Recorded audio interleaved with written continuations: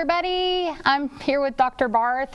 Scott is busy, and so I'm joining him today on his show, and I'm really excited about what he has to talk about. I read through the activity document quite a few times today, and so I think there was a part of the theory that you said is hard to be tested, or it's hard to test, that I thought was really interesting, and so I'm excited to hear what you have to say and to teach us. So take it away. Hey, well, thank you. Welcome, everybody. I'm hoping we have some new viewers today. I was just talking this morning with some teachers from southwestern Arkansas who are interested in having me come and do some astronomy activities for them.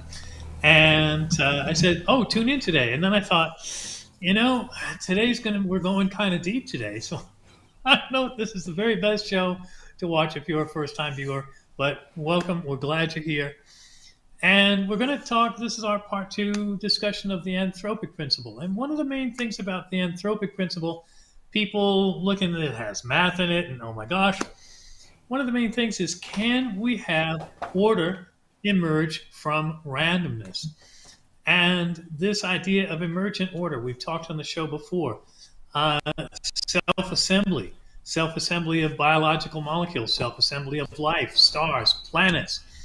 And can we have order? Well, I think this is a gadget we've all seen before, or maybe we've looked at it before.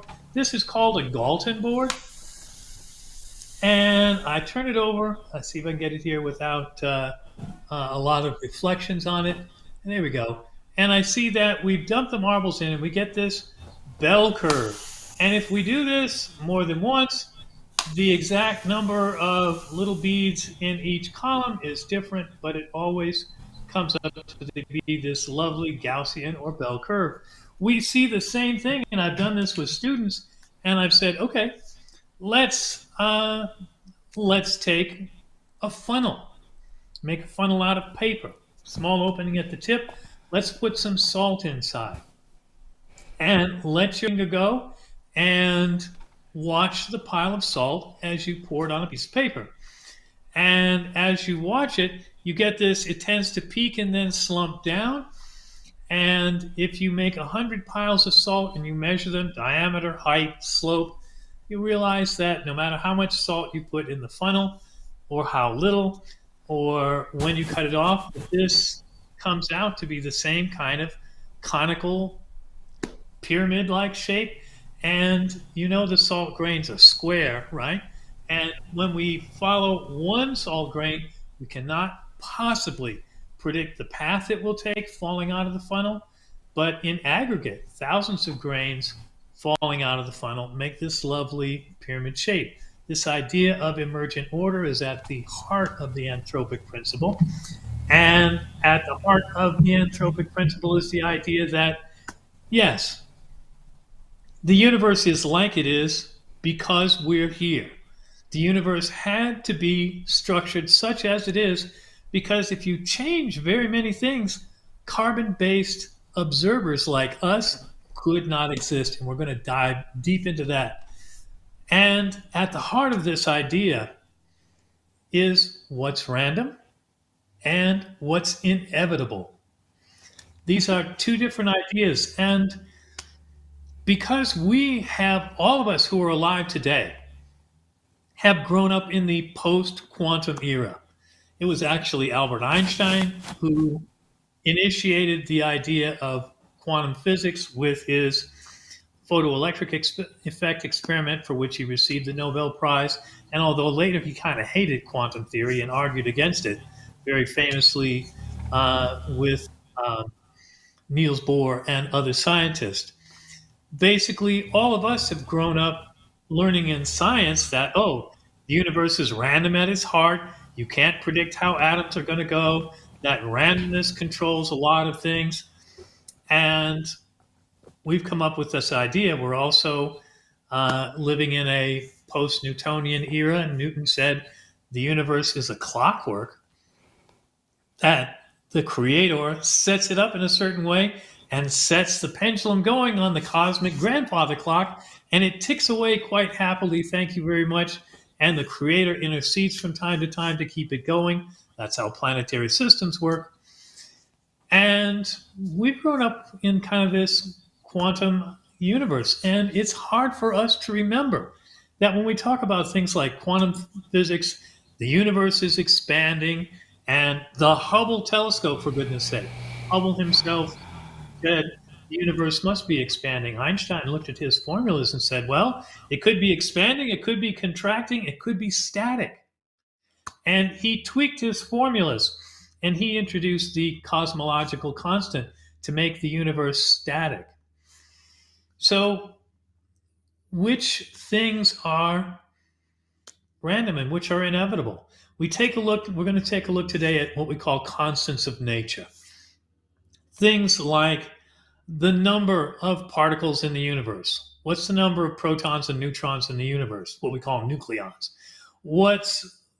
And that number controls the size and structure of stars, galaxies, and planets.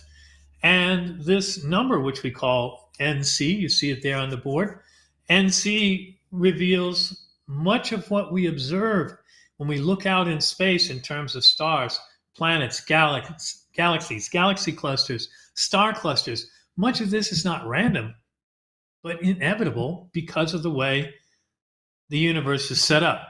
And so today we're going to take a dive into what we call Dirac's large number hypothesis. Paul Dirac, a quantum physicist from the 1930s.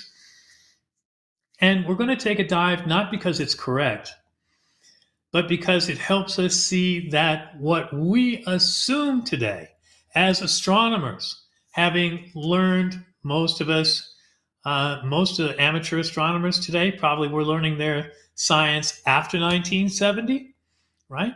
So we're learning our science when expansion of the universe is a given, when the idea of the Big Bang is a given, when most of us have never heard anyone, a serious scientist, say, well, the Big Bang hypothesis is no good, or this expansion of the universe stuff is nonsense. I'm going to take you kind of down the rabbit hole a little bit on something that turned out not to be true, but wasn't necessarily known to not be true. So let's talk about Dirac's large number hypothesis. He said, we find in nature that big numbers, particular big numbers, 10 to the 40th power, a 10 followed by 40 zeros. I considered printing that out, but I'll leave that as an exercise for the viewer. The other one, 10 to the 40, tends to be the ratio of the force of gravity to the force of electromagnetism, about 40 orders of magnitude. 10 to the 40 is also the ratio of the age of the universe to the time it takes light to cross an average atomic nucleus. And 10 to the 80th is approximately the number of nucleons in the universe. So we look at this and we say, wow, why are these big numbers here? And Dirac said, well, if we define these in a particular way, Dirac said, I'm going to define these numbers with time-dependent factors. And one of them is going to be what we call the Hubble age, and this is the age of the universe. And Dirac said, oh, these funny numbers that occur in nature a lot are really big because the universe is really old. And he said, it's the great age of the universe which explains these numbers. Connect that to the Anthropic Principle, and we say, oh, well, the Anthropic Principle says the universe is the way it is because it has the right constants, number one, and number two, it has to be at least 10 billion years old for carbon-based life to emerge. We have to see the universe as big and old because we're here. And so Dirac said, oh, and if this is true, then gravity weakens with time. Now, today, very few people like the idea that gravity changes with time at all. There is a gravitational theory called MOND, M-O-N-D, which is the modified Newtonian dynamic theory. And it claims that indeed gravitation does vary with time. But Webb, interestingly, the Webb Space Telescope can help us figure this out, maybe. We can look back at orbiting neutron stars and orbiting pulsars that Webb can see that we cannot, using galaxy clusters as a lens, Einstein's telescope, and we can look at these stars and we can say, oh, and look at this galaxy cluster that's really old, and we can see things in collision. And so we can go, oh, we can see things that are old and far away, and if they're orbiting such that gravity should be the same, doesn't that tell us for sure that gravity is invariant over time? Well, most people today would say yes.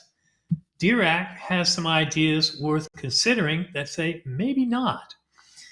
And Dirac's hypothesis assumes a couple of things. It assumes the universe is finite and closed. Many of you are probably saying, but wait, what about dark energy? Isn't dark energy making everything expand faster all the time? Well, dark energy hypothesis tends to contradict this, but I'll tell you, like phlogiston, like the cosmic ether, no one's seen it. The ether. Oh, if light is a wave, what does it wave through? It must be the ether. And the ether penetrates all space, and it's very, very rigid, and it's very, very thin. And of course, it's the stuff that light travels through, and yet every time we look for it, we couldn't find it. Michelson and Morley said, well, if we're moving through the ether as the Earth goes around the sun, we should be able to see the speed of light change depending on which way we shine the beam. They were able to find no difference. So is the effect really, really subtle? Einstein said, no. There is no ether. Light is an electromagnetic wave. The electric field serves as the medium for the magnetic wave, and the magnetic field serves as the medium for the electric wave, and they each serve each other in that capacity, and therefore no ether is needed. Well, let's take a look at how can we test Dirac's large number hypothesis, because we've talked about this on the show before. How can you prove things like, oh, the moon is actually a sphere, the Earth goes around the sun?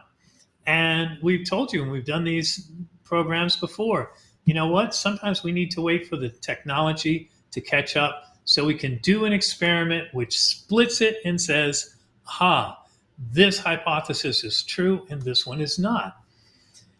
Well, you might say, well, if Dirac's hypothesis is just junky and dumb, no.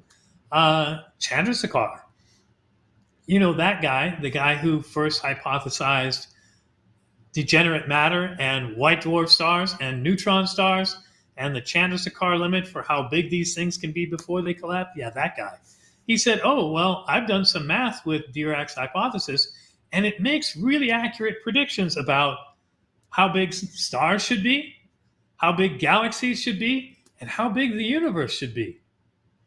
And when you do this math using Dirac's large number hypothesis, you get answers which tend to agree quite closely with measurements we know to be true in other ways.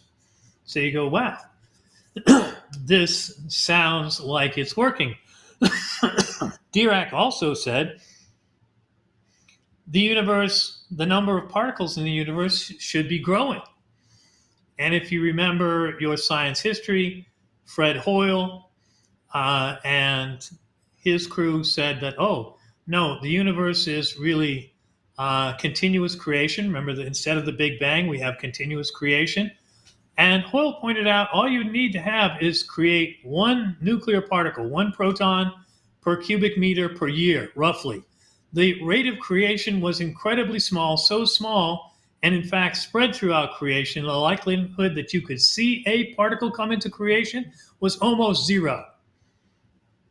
And then people said, well, the Big Bang is true, and particles just aren't created out of thin air. And then came Stephen Hawking and Hawking radiation. He said many times virtual particles are created out of nothing. It's an energy debt to the universe. And then they crash together, particle and antiparticle, a few Planck times later, and they return that energy to the universe, and there's no problem. I borrowed, I paid it back. But Hawking said, oh, what happens if you have a particle created on the edge of a black hole, and one particle gets sucked into the black hole, and the other flies away? And Hawking said, yes, you've now had a particle created. Where does it get the energy for the mass of the atomic particle? It takes it away from the black hole. So black holes evaporate over time. So keep in mind that a lot of these ideas that sound odd, and we've thrown them out. Oh, continuous creation, bosh, that doesn't happen. It happens around black holes all the time. And this is how we get both information and matter back that have been dumped into black holes eventually. So large number hypothesis said, oh, the number of nucleons should increase over time. And no less scientists than Fritz Zwicky and Kothari, they said, oh, if this is all true, particles are being created inside stars as well as in space. Stars and galaxies ought to be getting more massive and therefore brighter over time. Now, at the time when this was being discussed in the 1930s, there was no Hubble telescope. There wasn't even a Palomar that could really look far enough out into space to determine whether or not Dirac's ideas were correct. And some things Dirac predicted just didn't turn out to be true. He said that, well, other people worked this out and said, well, gee, if galaxies are getting brighter and there's matter being created, then we ought to be seeing supernovas more frequently. And in fact, one of the major weak points of Dirac's ideas was that we should be seeing at least one supernova per galaxy per year. We see nothing like that. And this was like 100 times bigger. But many times when there's a weakness in a hypothesis like this, we don't just throw it away. I'll remind you, it took at least a century, more like 150 years, easy 150 years after Copernicus, 100 years after Galileo basically took his telescope and proved with experimental data that, in fact, the sun must be in the center of the solar system. Well, it took a long time for those ideas to be accepted. And in fact, other people came along when there were questions about Dirac's ideas. James Jeans and Fred Hoyle came along and said, well, if the size of the universe is constant, how do you reconcile this with Hubble's apparent the universe is expanding stuff? And they said, oh, that's easy. Particles are shrinking over time. Atoms are getting smaller, protons are getting smaller, neutrons are getting smaller. And people, when they hear this, go, oh, well, that's nonsense. Everybody knows the universe is expanding. But again, title of the show, how do you know?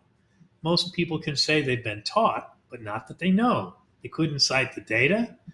Oh, well, Hubble and his redshift, well, you know what? The idea of shrinking particles, it accounts perfectly nicely for the redshift. Oh, the redshift is there because the ancient atoms were larger. And is shrinking atoms any more cognitively acceptable than an infinitely expanding universe that's accelerating and expanding faster all the time? Is it really, really hard? But these ideas, again, Karl Popper, scientific ideas, it's a cage match. Scientific ideas and theories, other people go and fight over them until somebody does a Tanya Harding and just kneecaps that theory and said it can't be true because. And the guy who trashed Dirac's large number hypothesis was none other than Arthur Eddington, the fellow who went to the islands off the west coast of Africa to show that light actually bent around stars and Einstein was correct. And Eddington said, well, you know what? This ratio of the wavelength of hydrogen alpha light to the period of hydrogen alpha light. And it's basically what's velocity? Kilometers per hour, miles per hour, its distance over time. And he said, oh, the wavelength of hydrogen alpha light is a distance, and the period as it oscillates through space is a time. And you take the wavelength and divide by the period, and you get the speed of light. And Einstein showed in his field equations that the speed of light was invariant, that it never changed for any observer in any frame of reference. And a lot of people had a hard time swallowing that. But it is, in fact, the keystone to relativity theory, which has been, in over a century, never once shown to be wrong. Now, is that the gold seal stamp of forever approval of universal truth? No. I'll remind you that Newton's ideas about gravitation lasted for 350 years before Einstein said, not always. And the idea, which predates Aristotle by at least 500 years, of the Earth-centered solar system or cosmos, that went 2 millennia and more before Copernicus said, we have to rearrange. It's bigger than you think, and it's not arranged like you think. So, again, excuse me, hay fever season. Again, if it's not true, why are we talking about it? Why is Dirac's theory of the large number hypothesis important and relevant today? Well, Dirac's theory and the arguments over it, the fights over it, the mathematical slinging matches, mudslinging matches over it, they are the window through which the Anthropic Principle entered the discussion of cosmology and became something that people were actually discussing. So often we find scientific ideas which are accepted, and when you first introduce them to people, well, that's just nuts. That can't be true. There are a lot of science today, astronomy, physics, deals with things which are so far removed from our everyday human experience that we find them difficult to accept and understand. When we talk about Einstein and relativity, well, things get shorter in the direction of motion when they approach the speed of light. And people say, well, that's ridiculous. I drive my car, it doesn't get shorter. Things get more massive as they go faster. Well, that's nonsense. Things in my car, even in a jet, they weigh the same at 700 miles an hour as they do on the ground, but that's effectively zero when compared to the speed of light. So a lot of times we talk about things and we demand great evidence.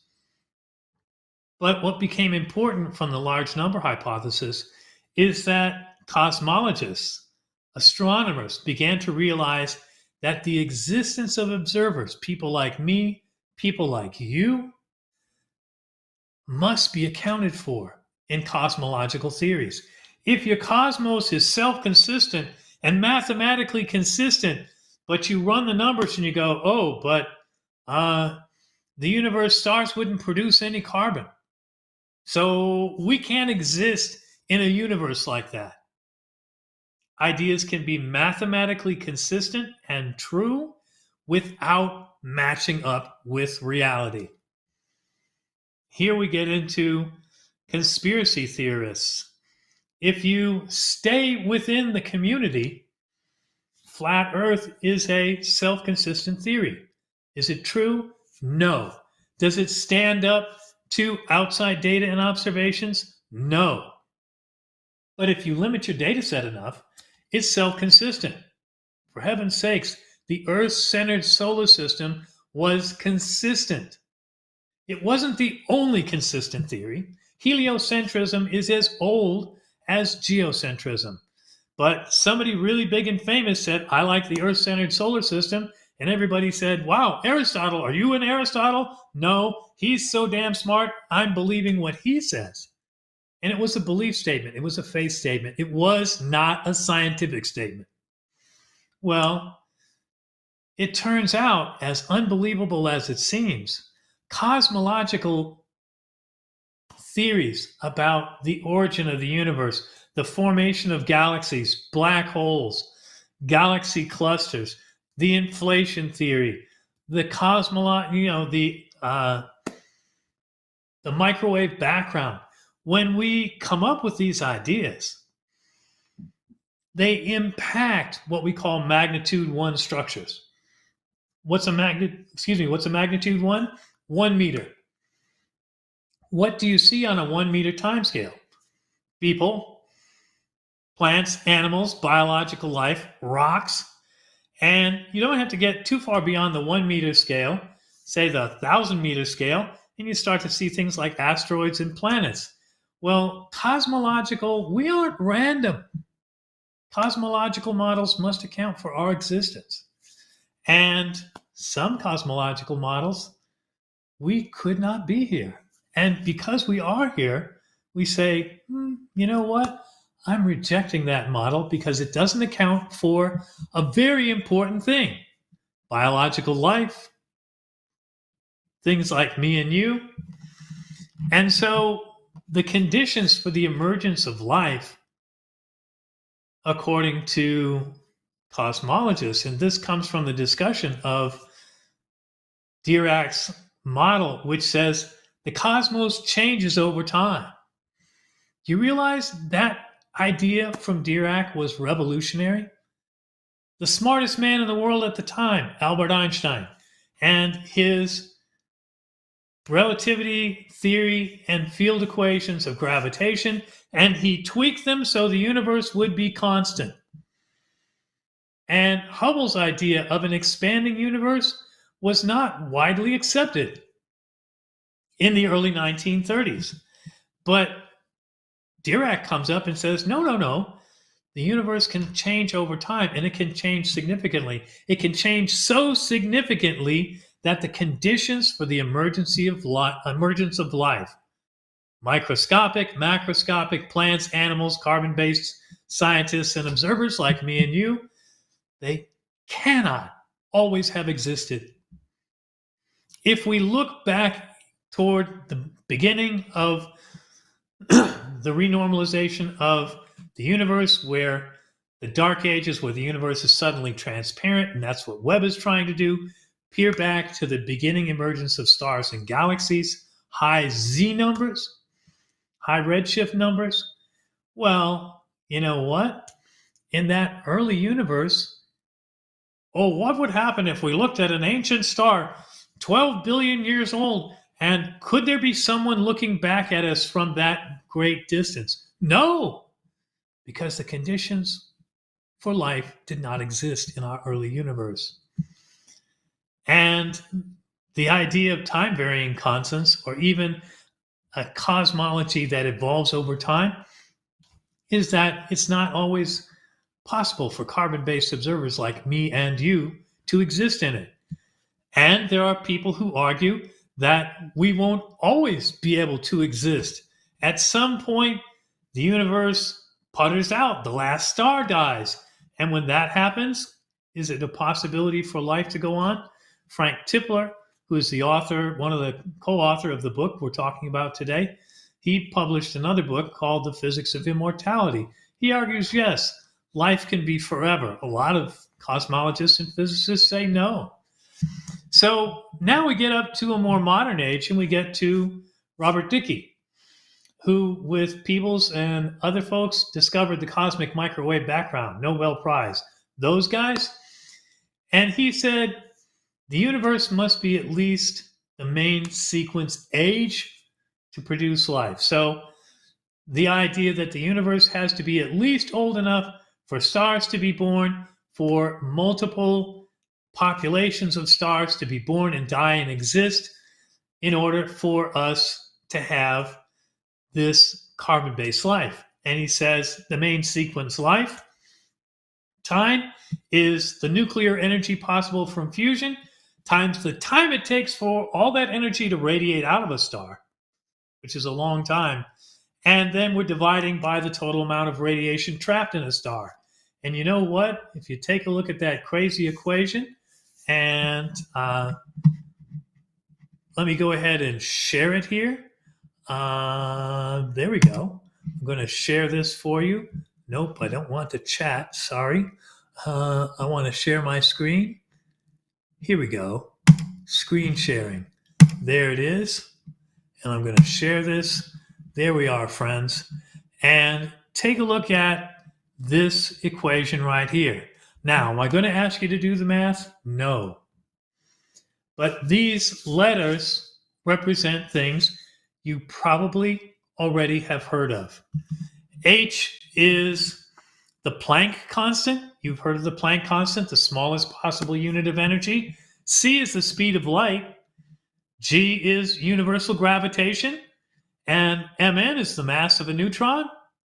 And you take a look at this and say, oh, that isn't things that are so weird I've never heard of them. And Robert Dicke says, oh, you can predict this age it takes for observers to emerge based on fundamental constants of the universe. And by the way, Dicke rejects this idea that these things go ahead and change over time. So I'm not going to focus.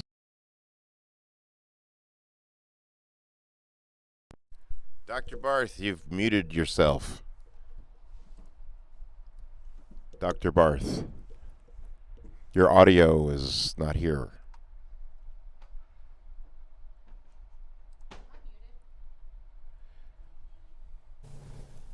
Annie, I'm coming back to you. No, you're fine. I'm coming back to you. Oh, you're coming back? Yes. Sorry. I was intensely listening to Dr. Barth, so obviously he has muted himself. So we're trying to tell him that he has muted himself, there he is. So we can unmute him. Oh, he's back! Yay! Dr. Barth, are you there? Can you hear us? I am here. Yay. I tried to stop sharing, and I did in a more permanent way than I thought. So anyway, joined us. We're talking about Dicke. And he said, you know, it's going to take a certain amount of time for observers to exist, and there's only a window. Before this window, carbon-based life can exist. After this window, carbon-based life cannot exist. And so there's only a window. There's only this finite window for the universe to have observers to understand it. And we look at that and we go, oh, but can that really be true? Can the universe be so fine-tuned the way the Anthropic Principle says it is? And I'm going to say yes. Again, we stick pretty closely to saying stuff I believe, stuff I can prove.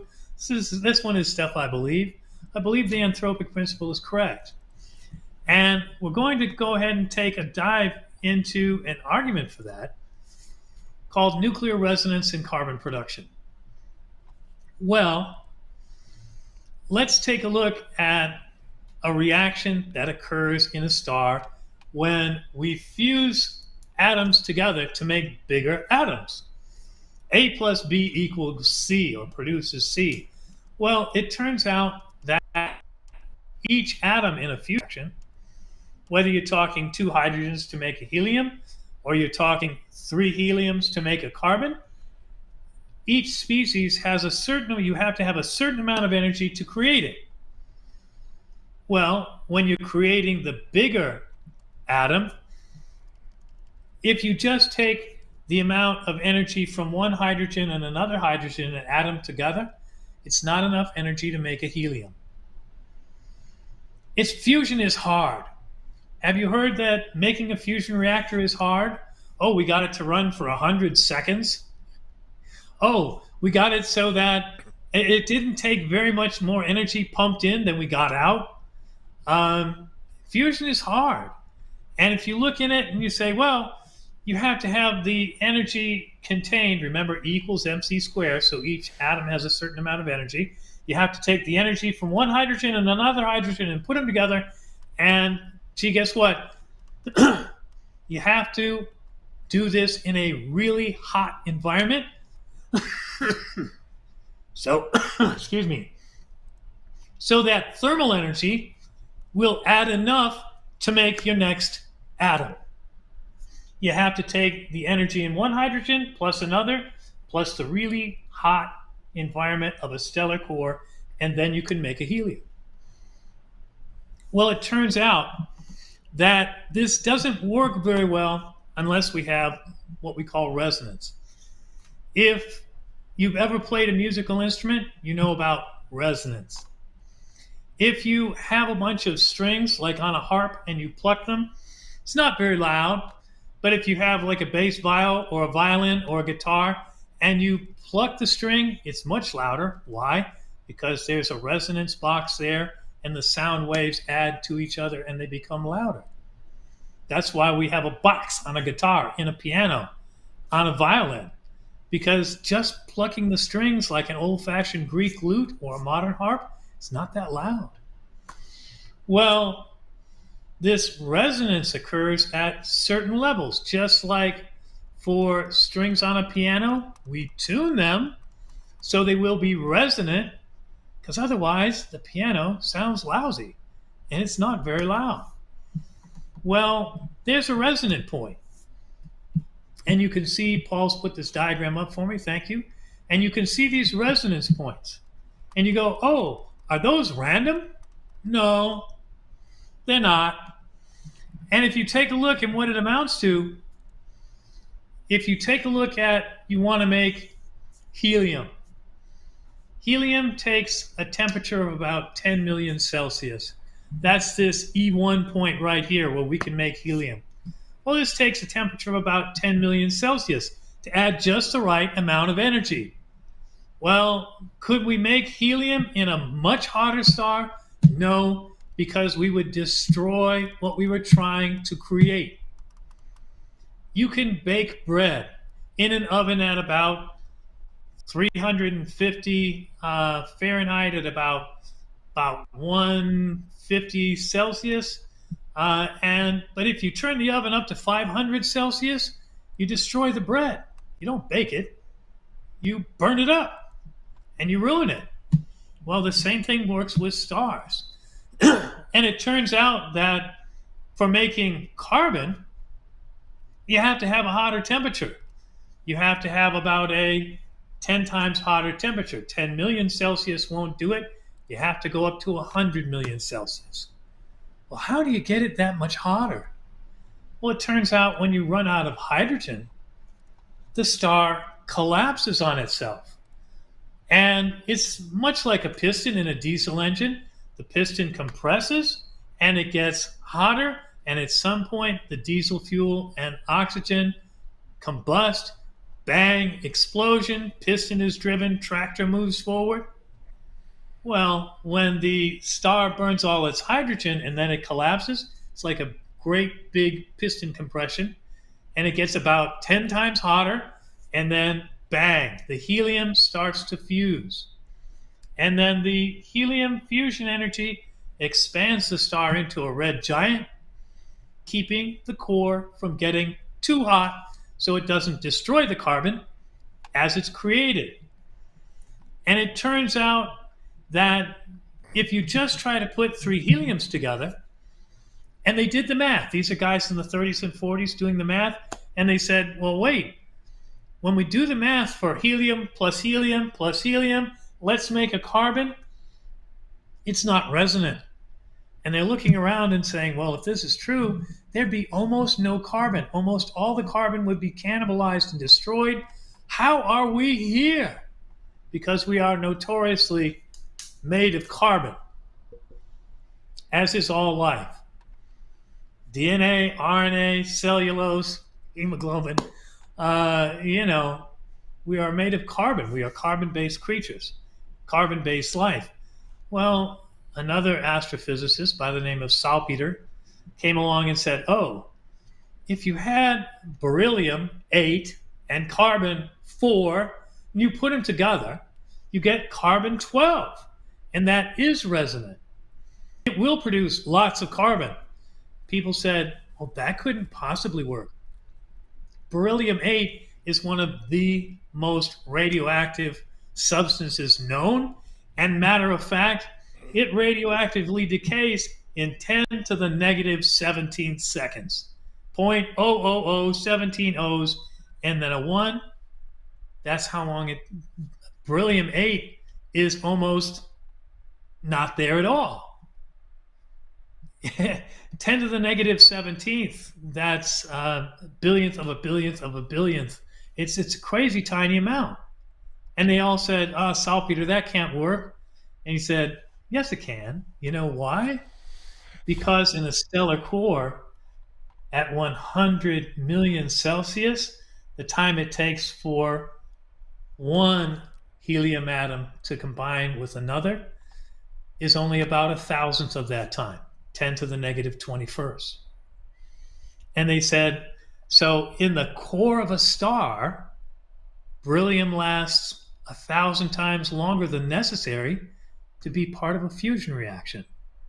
Even though beryllium-8 is so radioactive and falls apart as far as we, magnitude 1 carbon-based creatures are concerned, even before it has a chance to exist, it exists plenty long enough in the core of a star because the pressure is so high and the temperature is so high that there's plenty of time for helium atoms, 2 of them to combine to make beryllium-8, and then for another helium atom to hit that beryllium-8 and make carbon. And those reactions are both resonant. And they're resonant and they jump up to the level of carbon just barely. If they were a little resonant, carbon wouldn't exist. If they were substantially more resonant, carbon would be destroyed even as it was made. And so we take a look at these, and I don't know, Paul, if you have these numbers for the resonance energy. Do you have them? I can put them up, but I kind of boggled the share last time. Let me. And I hung up on everybody. I wasn't expecting. Okay, let me see if I can do it. Yeah. Let me see if I can do it. And I'm going to pick my screen and I'm going to share. And there it is. And so we take a look at this. And if the numbers are scary and the little letters are scary, don't worry about the little MeV. That's mega electron volt. Don't worry about that. Just look at the numbers. Here's how much you need to make carbon. 7.6549. And if you have beryllium plus helium, you get to 7.3667. It's like doing the high jump and hitting the bar, right? Almost, buttercup, but not quite enough. But if you add the energy from the heat of the core of a star, it gets to be just enough, and you get the energy comes out to be 7.66, where the minimum necessary is 7.65. And you say, but why is it like this? Why is it like this? Why? And I hope I'm not going to stop sharing. And did I come back? Not yet. Not yet? Oh my gosh, I see my little screen there. Toggle camera? No. Unmute the camera? No. Wow. Oh Lord. It's being crazy. Yeah. Hang on. All right. Let's see. That's okay. I'll just keep chatting while Paul works on this. Yeah. It's a live broadcast, folks. Yay. So, what we're looking at Annie has a question. Amy, go ahead here. Annie. So, Osmosis 007 wants to know, does it last longer in the core of the sun because of the mass of the sun? Example, more mass, slower relative time to the outside observer? The mass of a star does affect the time it takes light to get out, and that's really an indication. You realize light produced in the core of a star only goes, I'm holding my fingers apart this much. It only goes a very tiny distance, like a few atomic diameters, before it hits another atom and it gets absorbed and it has to be re-emitted. And so it takes something on the order of 100,000 years for light to get bounced from one atom to the next randomly and eventually make it to the surface of the sun, where it escapes permanently and goes out into the universe. And the temperature at the core of a star depends on the mass. There's something called the Russell-Voigt theorem, which says the mass of a star controls everything. The temperature of the core, the kind of fusion, the life cycle of the star, how long it lasts, in what manner it dies, and what kind of product is left behind, the spectrum of light emitted. All of these things are determined by the initial mass of a star. But when we look at these energy levels, the interesting things about the energy levels is that we cannot calculate them. We can observe them, we can test them, we can go into high energy physics laboratories like Batavia, like CERN, and we can test these things and we can measure them very precisely, but we cannot calculate them. And we say, gee, these things are so precisely tuned.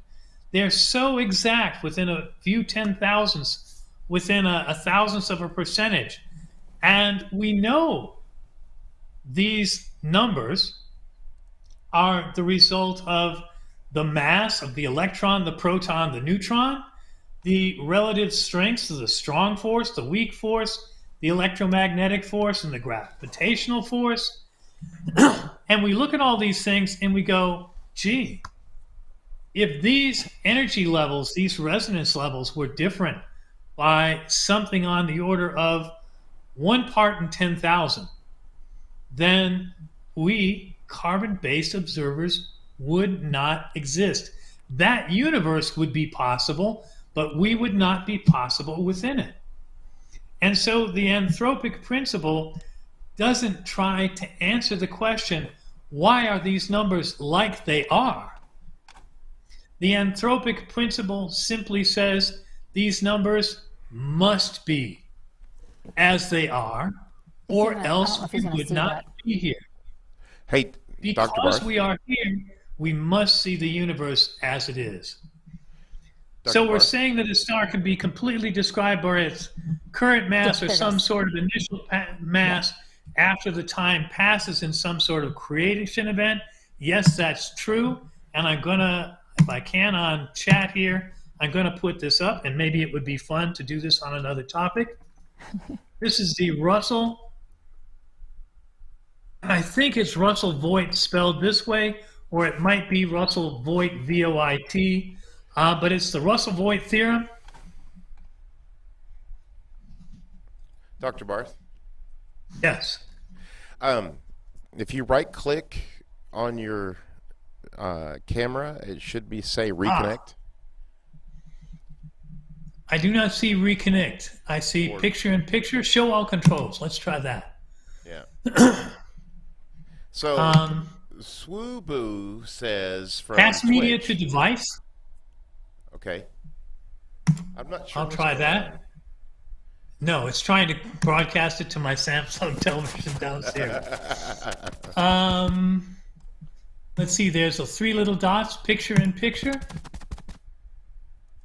Does it say reconnect anywhere?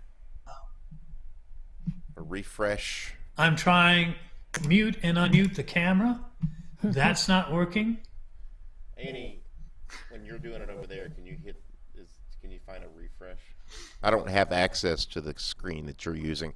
But we have a question. It says, so you're saying that a star can be fully described by its current mass or by some sort of initial mass and the time passed after some creation event? Yes. If you take a look at the scientist Russell, he of the Hertzsprung-Russell, the HR diagram, that guy, so a pretty smart fella. And he and another scientist named Voigt, they basically came up with a theorem, and it's held up for about 70 years or so, that the initial mass of a star, if you think about a cloud of gas collapsing, the cloud of gas, the mass of it, determines the rate of collapse. It determines the pressure on the inside. You have to have so much mass to initiate fusion, or else you just have a giant Jupiter. And once you start fusion, the mass and the pressure in the core of a star determine how fast the star goes through its hydrogen fuel. Really massive stars, blue giants, last only 10 million years or so before they burn through their hydrogen, and then they collapse very violently and a supernova explosion results. Smaller stars like yellow dwarfs like ours, we will have a smaller collapse. We'll start helium burning, and we will form a red giant star, and the main sequence says we'll go through a whole sequence, depending on how massive you are. Some of you may have observed carbon stars. They're a brilliant, beautiful orange in color. These carbon stars have burned through hydrogen, burned through helium, and now they're burning through oxygen, and that phase lasts only about 1,000 to 10,000 years. It's very short relative to a star's lifetime. And there are other sequences that last even less until you get down to iron and you collapse in a supernova event. So yes, the Russell-Voigt theorem, and we can do a whole program on that because that's a fun thing to do. Hey, Dr. Barth. But, yes, ma'am. If you take your little hand, your little icon, and hover it over the movie, it looks like a movie camera, and right-click, a bar will come up, and it should say reload on there somewhere in the list in the drop-down menu. Web capture? Web do you select? have the icon that has the phone, the movie, the little camera, the I do. microphone, Okay, box? I'm holding over the movie camera, and I'm right-clicking, and I see web capture, web select, share, add page, It's so weird. read aloud, QR code, send page to your device, cast media to device. We tried that. That didn't work. Refresh. Refresh. Yes, refresh. See what happens. There you There he are. And whether that makes our viewers happy or not, here is my face again. Hey, Swoobu has another question. It says, Wikipedia says that the distribution of chemical elements through its interior, or does the chemical elements distribution also depend on the mass? The distribution of elements in the interior of a star depend on temperature, pressure, and convection. There's convection cells that circulate, but there are stars where you have more than one fusion shell, where you have, for instance, it's possible to have a shell where you have helium burning on the interior, and you have a farther out shell where temperatures and pressures are less, where you've got hydrogen burning. This is what happens when you have two stars orbiting each other, and one star is cannibalizing material from the other. You have a compact star that's siphoning material from a large bloated giant star, and it's possible to have multiple shells with different kinds of fusion. I don't know that we have a good comprehensive theory for exactly how the elements are distributed within a stellar interior. I do know that when we have a supernova, all those materials on the interior get blasted randomly into interstellar space and become part of the next generation of stars and planets. That's how we are here. Carl Sagan's famous "We are star stuff." Our carbon, oxygen, phosphorus, nitrogen, all these essential sulfur essential elements for life were formed in medium-sized stars and then blasted out either in supernova or nova events, became incorporated into hydrogen clouds and the next generation of stars, which were able to, stars were made in dirty clouds, which contained contaminants, metal elements, according to an astrophysicist. That's lithium on up, y'all. And so our star was born in a contaminated, nasty, dirty cloud. And the contaminants became us and the planet we walk on.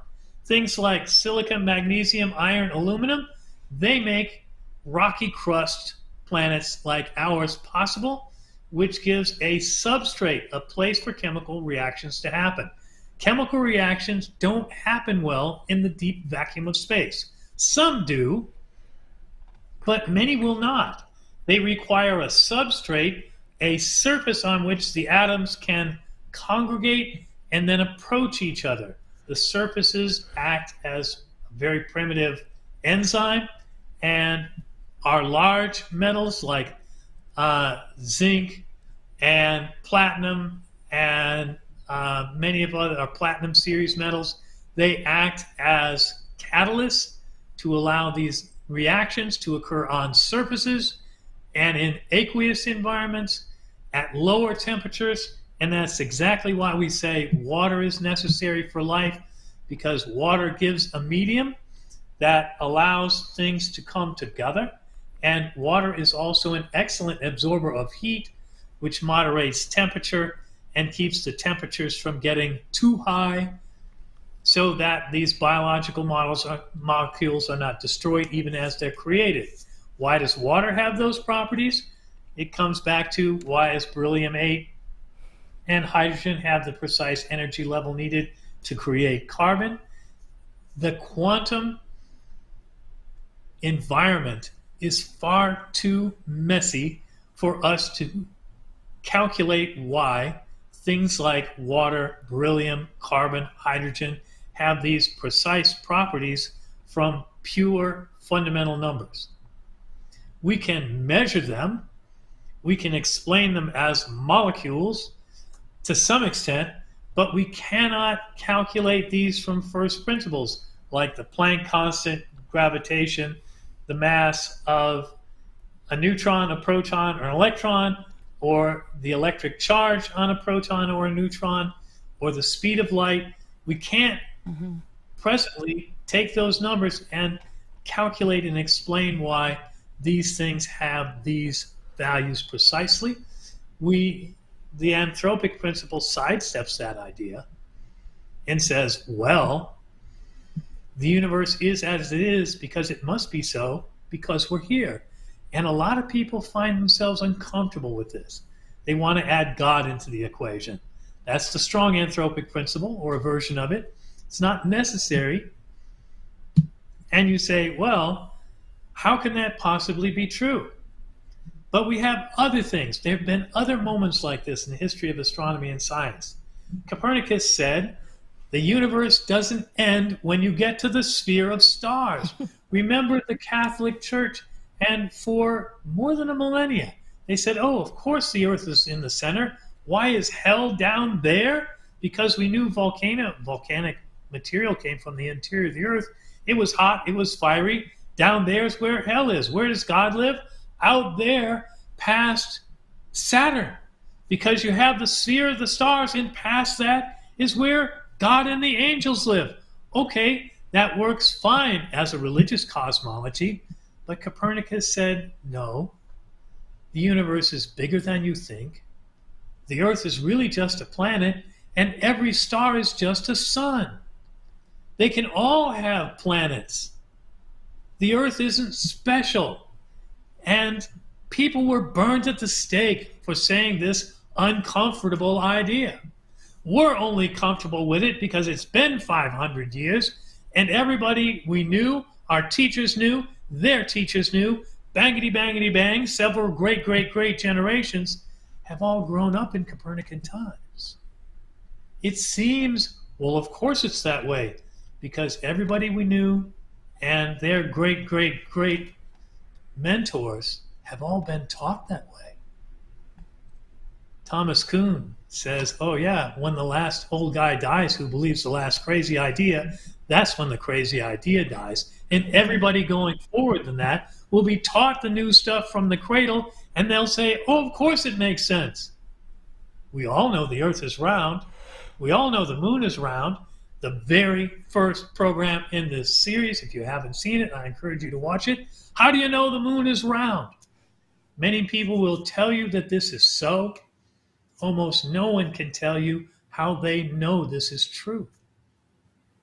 This program's entire mission is to kind of, rub your nose in that scientific dirt and go, how do you know?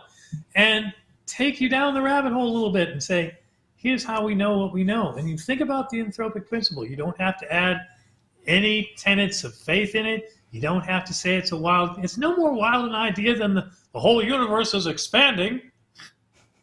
Even Einstein hated that one at first. So it's not necessary to be comfortable with it, but you think about it. If we're here, how much could we change the fundamental constants of nature, and we're still here? And people say, oh yeah, well, if we change the mass of the electron or the charge on a proton or the speed of light, the universe would be different. And it's a fun intellectual exercise. Well, let's make the speed of light half of what it is. And how would the universe be different? And you work it out, and it turns out you really can't change anything fundamental more than about 1 part in 10,000, or you screw it up so badly that we not only would not be here, we could not be here.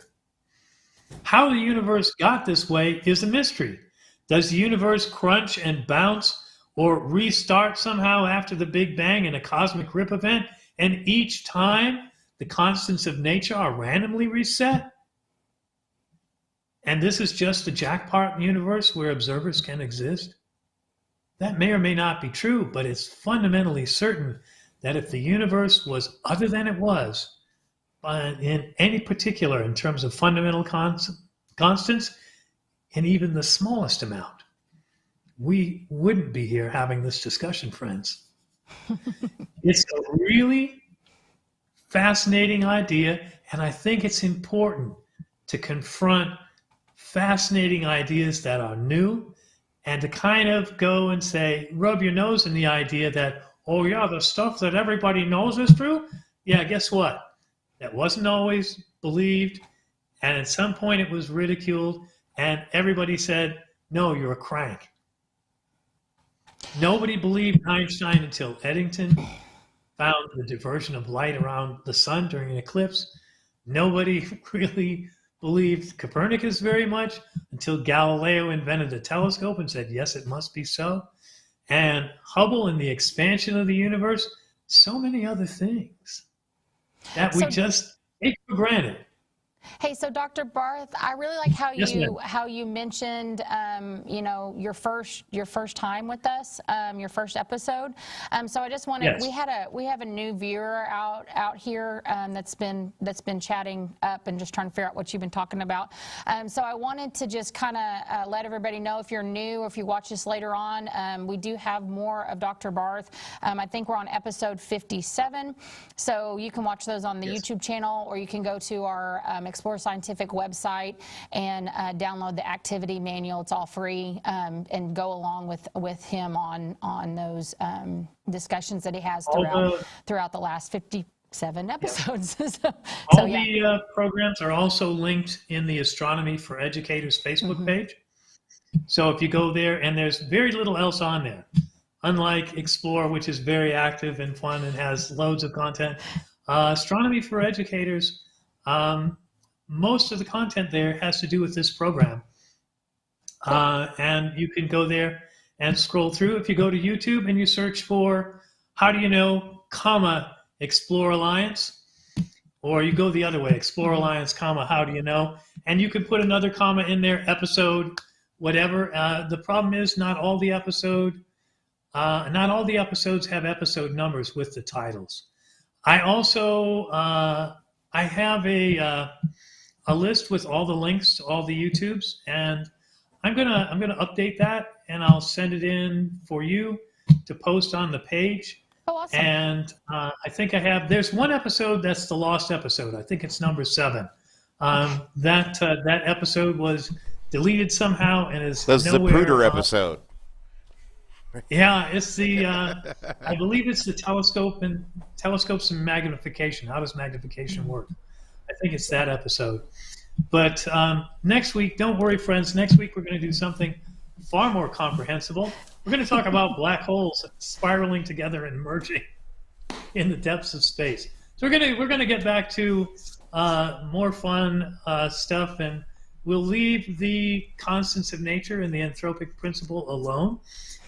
If you're interested, John Barrow, who we lost in 2020 during the pandemic, Constants of Nature is a much more friendly book than the Anthropic Cosmological Principle. Martin Rees' book, The Constants of Nature, is a more family-friendly dive into these things. And again, if you want to go deep, Constants of Nature, and of course, my new book, Star Mentor. I know lots of folks have had that. Would love to see you all posting some reviews on Amazon, because that's really important. And a successful book helps me write another. I have another book on the way that I'm writing called Begin with Binoculars. And we're going to see if we can't get that one polished off in the next year or so. And if anybody wants to volunteer for the thankless task of being an editor for the manuscript, we have a couple of folks, one from this program, and we have another couple of astronomers who work with us. But you put together 120,000 word manuscript that involves all kinds of science and technical stuff and drawings. It certainly needs many eyes going over it to deliver a quality product at the end. And it's never perfect. It never is. That's just silly. Yeah. But we want to make it as effective and efficient as you can. And thrilled by a recent review from an astronomer I've known for a long time who said, "Oh, Star Mentor is like a conversation with an old friend." And I was glad of that, because I don't want it to sound like some dry and dusty old professor, which I actually am in real life. Just blathering away. Well, boring professors are why God invented earbuds, right? I was going to say, we really enjoy you coming and talking to us. I know that this is the second time I've been on a show with you, and it really makes me think about things, and it gets my mind going. So I really appreciate the opportunity that you give us to be able to expand our knowledge and to grow in that. And so it's exciting. It's exciting to be able to not just think about this and learn more and more. So I appreciate it. I appreciate you coming on. Yeah.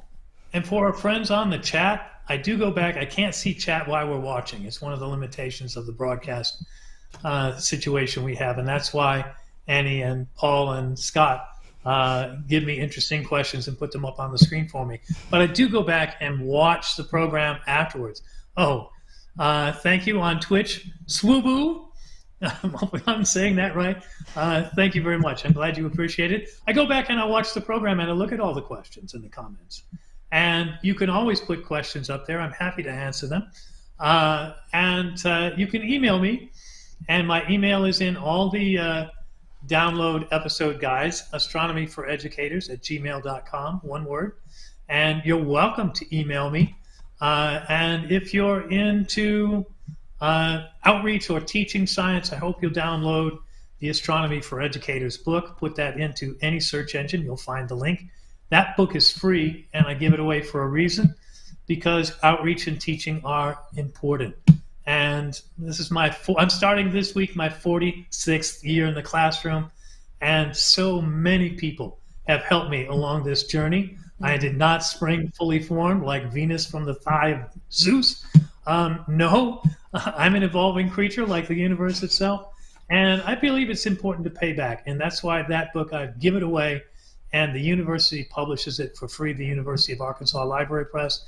It is free to everyone for exactly that reason, because you all deserve access to knowledge. Now, other fun things I write for a living. And yes, you support me when you buy my books. Of course you do. When you watch programs like this, yes, you do. Of course you do. And I thank you for that.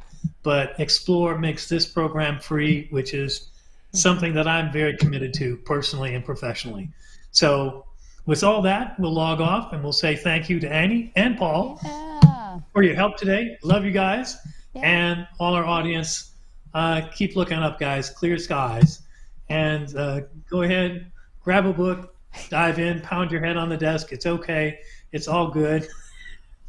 I make no claim to understanding it all. I just muddle through it like all y'all do. Yeah. And thank you. All right, we'll see y'all tomorrow. Tomorrow is our Global Star Party tomorrow evening, and our eclipse. I think Scott will be on with our eclipse episode. I'm not quite for sure which one we're on, and then Kent will be on Amazon Live for 30 minutes. So we'll see you guys tomorrow afternoon or later on in the week. Have a good week. Bye, everybody.